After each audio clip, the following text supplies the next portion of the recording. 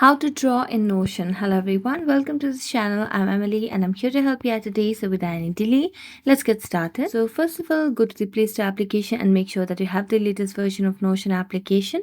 So as you can see, there's no option of update, which means we have the latest version of the Notion application. So all we have to do is tap on open and it will lead us to the home page of Notion application. Make sure that you're logged into your account.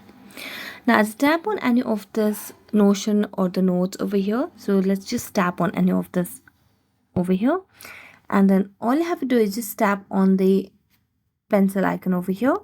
As you tap on that, you can just type in over here. You can make notes over here, but when it comes to drawing, there's no direct option of drawing right now. You can tap on the three dotted lines. Here you can see different options, but not the option to draw over here.